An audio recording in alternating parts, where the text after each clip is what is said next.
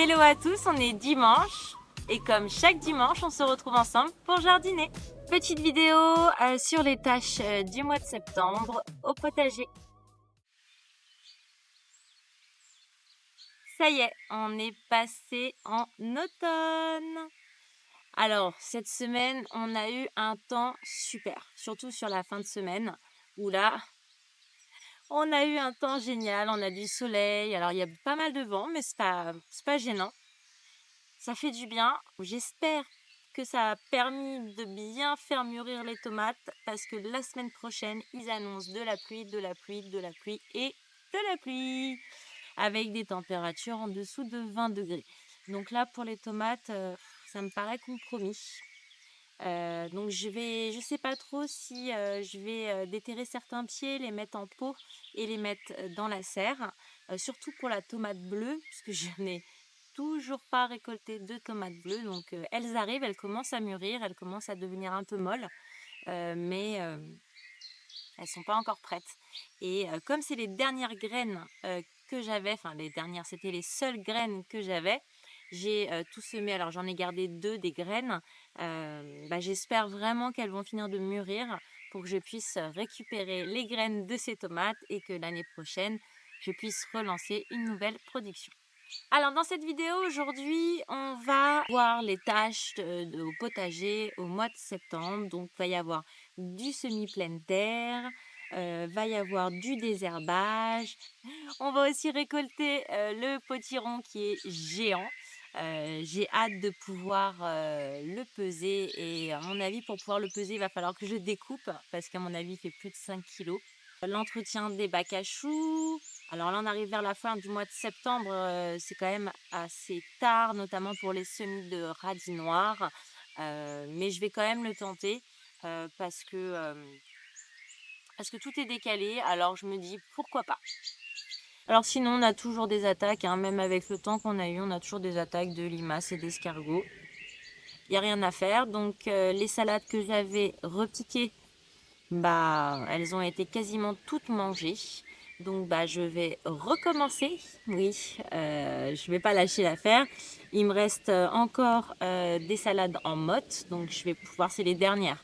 Donc là, j'en ai ressemé, mais elles seront pas prêtes avant un moment, donc je vais en refaire encore, puisque je vais régulièrement installer des laitues d'automne, puis des laitues d'hiver.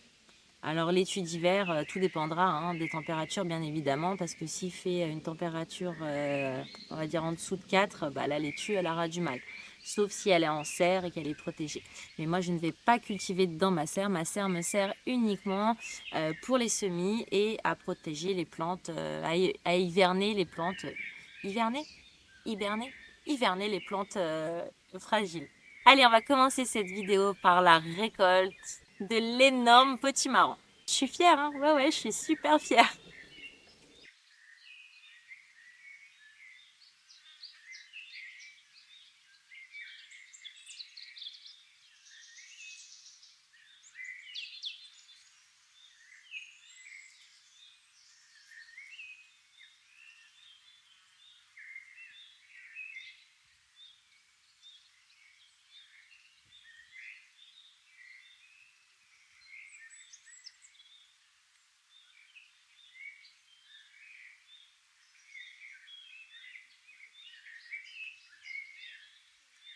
Maintenant, passons à l'entretien du bac à choux.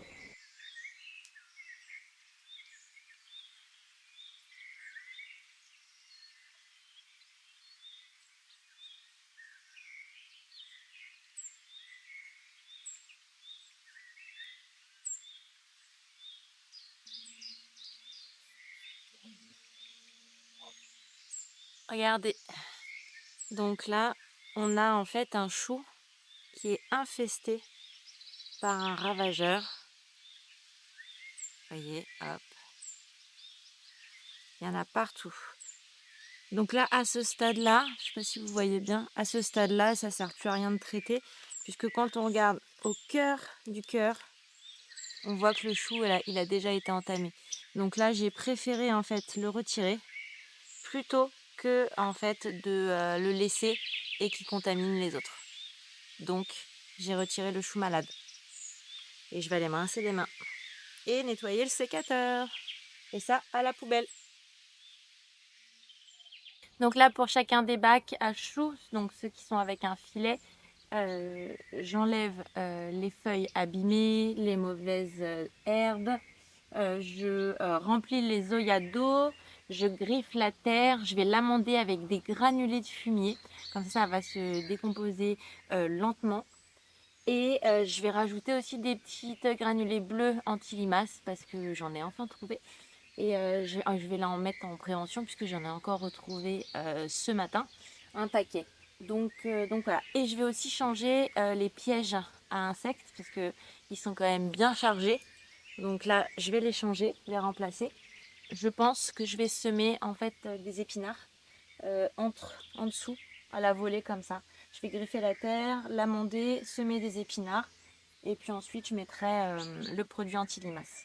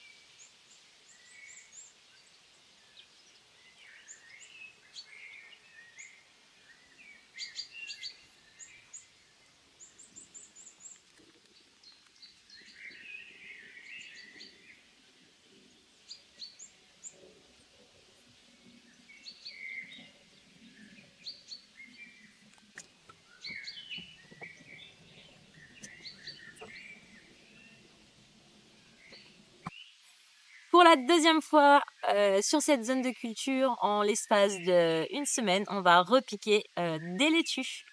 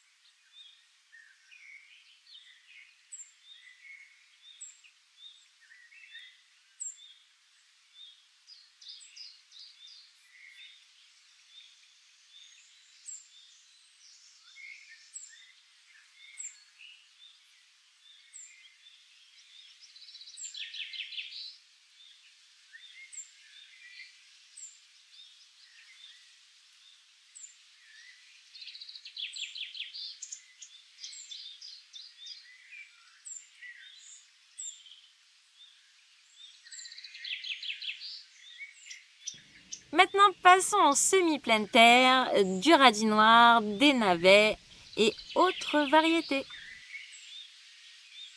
Alors, que vous semiez des légumes racines en pleine terre, en bac, en sac, dans ce que vous voulez, euh, pour que ça réussisse, il faut que la terre soit bien meuble. C'est-à-dire faire germer la graine en soi, vous allez y arriver, on y arrive tous à un moment donné, on comprend comment ça fonctionne et il n'y a pas de souci. Par contre, que la carotte ou le navet ou le radis noir puisse, ou même un panais par exemple, puisse même se développer dans la terre, il faut que la terre elle soit bien meuble. Donc, aérer la terre si vous semez en pleine terre. Vous avez les grelinettes, vous pouvez prendre une fourche bêche, vous pouvez, voilà. Mais faites en sorte que la terre soit vraiment bien meuble. Si vous avez une terre caillou, une terre argileuse, une terre hyper dure, dans ces cas-là, il faudra cultiver en fait dans du terreau. Et il vous faudra ça de terreau de manière à ce que la carotte, voire un peu ça si vous faites du panais. Alors après, vous pouvez choisir des variétés rondes qui vont prendre plus de place sur la largeur que sur la longueur, notamment pour les radis, pour le panais. Vous pouvez choisir des variétés qui sont snowball, donc rondes. Ça sera plus simple si vous n'avez pas énormément de profondeur de terre meuble. Donc là, la terre est bien meuble. Alors, elle a une tendance argileuse, mais là, vous voyez, elle est suffisamment meuble pour semer les graines. Donc là, j'ai rempli le bac à ras-bord de manière à pouvoir après venir et pour les carottes notamment, venir et les buter en fait, rapprocher la terre de cette manière-là, de manière à ce que les carottes soient bien enterrées.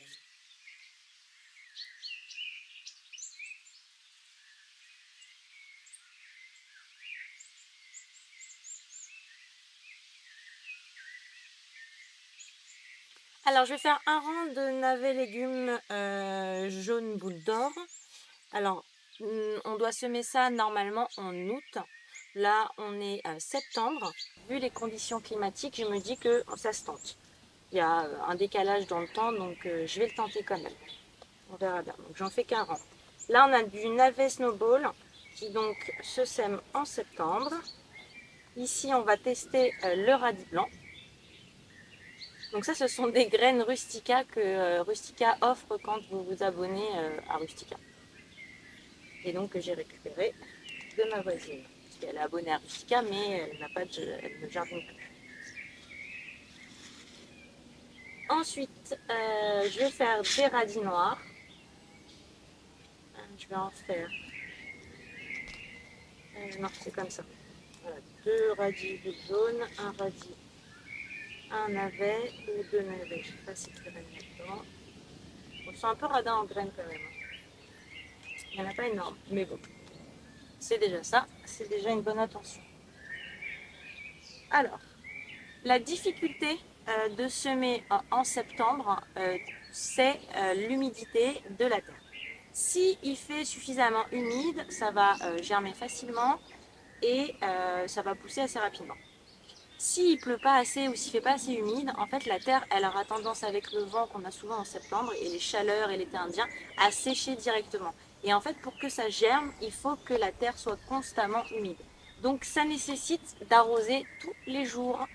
Alors pas énorme, hein, il faut juste que la terre soit humide, donc il faut arroser tous les jours ou alors dans ces cas-là recouvrir en fait votre terre d'un tissu type toile de lin très fin ou quelque chose qui permettra de garder l'humidité. Donc vous pouvez peut-être mettre un peu de paille ou quelque chose comme ça pour garder un maximum d'humidité. Mais sinon, il faut arroser tous les jours.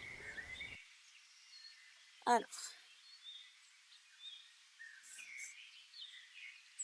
navet boule jaune, c'est mon navet préféré.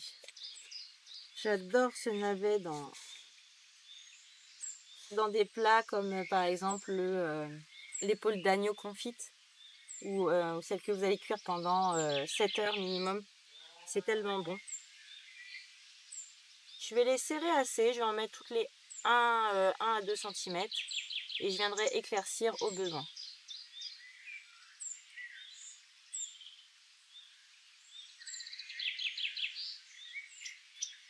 Normalement, vous pouvez recouvrir les graines de la terre qui est sur les côtés, mais moi, je vais venir mettre du terreau à semis pour faciliter la germination et je vais juste venir en déposer un tout petit peu. Je tasse pour que la graine elle soit bien en contact de la terre. Donc le terreau, il a plusieurs avantages. Le premier, c'est d'aider à la germination et au bon démarrage de la croissance de la plante. Et ensuite, il me permet aussi de bien visualiser mes lignes pour arroser uniquement là où j'ai besoin et pas arroser tout le bac. D'ailleurs, j'arroserai à la fin. Comme je me suis bien organisée, je n'ai pas préparé mes arrosoirs. Donc je vais faire toutes les lignes et après j'irai chercher de l'eau. Alors passons maintenant au navet. Snowball, navet violet. Alors les navets, vous avez des navets que vous pouvez semer que au printemps, d'autres que en automne. Donc vérifiez bien que vous pouvez les semer en septembre. Donc là, on va semer moins serré parce qu'on a moins de graines. Donc là, je vais en mettre une tous les 5 cm et après, je viendrai compléter avec les graines qui me restent. Et quand je viendrai éclaircir, les bébés plants que je retirerai, j'irai les repiquer ailleurs. Oui, je repique les navets. Alors, ça, après, on va juste venir mettre notre terreau. Donc la graine est assez petite, hein, donc mettez pas 5 cm de terreau, il va y avoir comme un problème. Juste une petite pluie. On tasse. Voilà. Alors ensuite, le radis blanc. Le radis blanc, on va pouvoir le récolter cette semaine, normalement après le semis, donc novembre. Alors là, pareil, je vais bien les écarter parce que j'ai pas beaucoup de graines. Je vais vous le marquer. Et enfin, les radis noirs. Les radis sont très bons pour détoxifier le foie, notamment. Et là, de la même manière, je vais semer un peu serré. Et puis, tous ceux que j'éclaircirai, je les repiquerai ailleurs.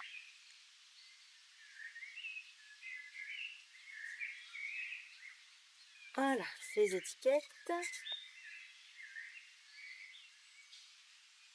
Alors maintenant, il ne me reste plus qu'à arroser. Et là, quand je dis arroser, on va vraiment plomber de manière à ce que vraiment toute la terre soit bien humide pour favoriser la germination. Et je vais rajouter aussi des petites granules bleues contre les limaces puisqu'on a encore été attaqué. Alors, je ne vais pas en mettre aujourd'hui des granules bleues puisque en fait, les graines ne sont pas germées. Donc là, je n'ai pas de souci. Mais dès qu'elles vont sortir, je viendrai mettre des graines.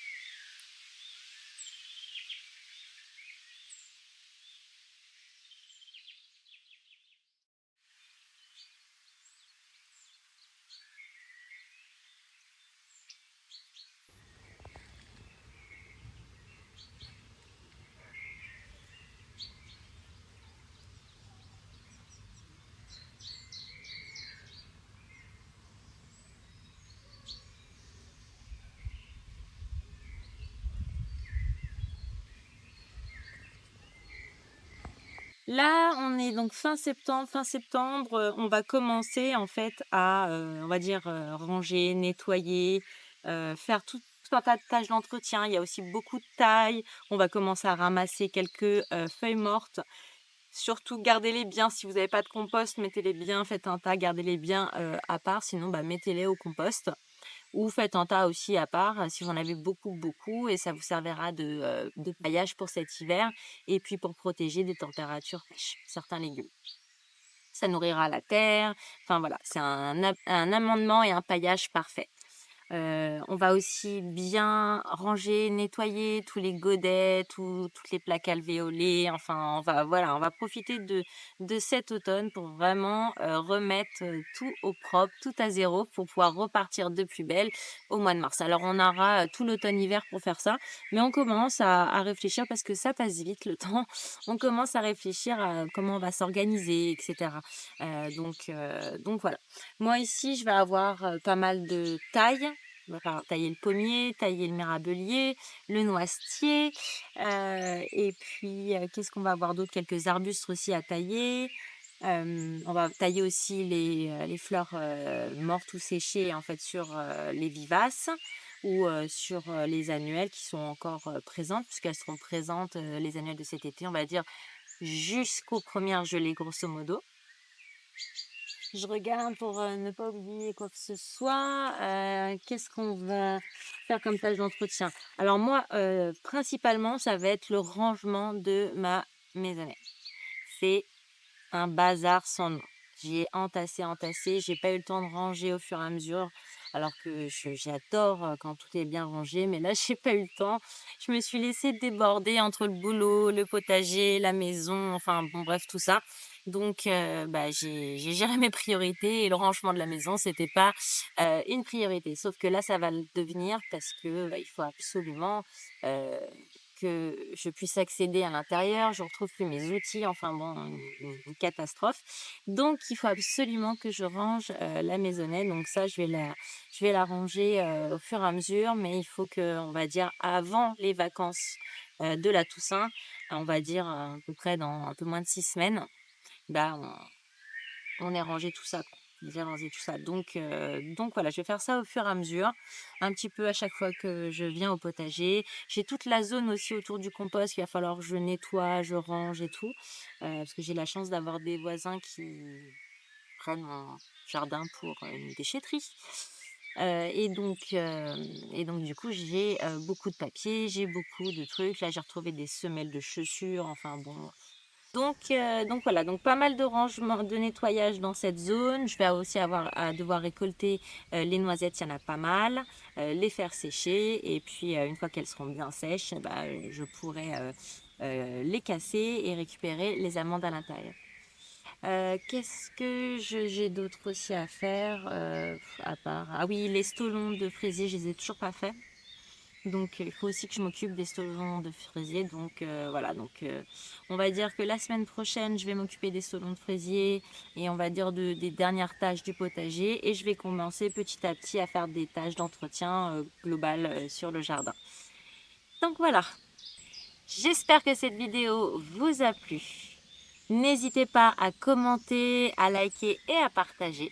En attendant la prochaine vidéo, prenez bien soin de vous et n'oubliez pas, faites de votre alimentation votre première médecine. Ciao, ciao!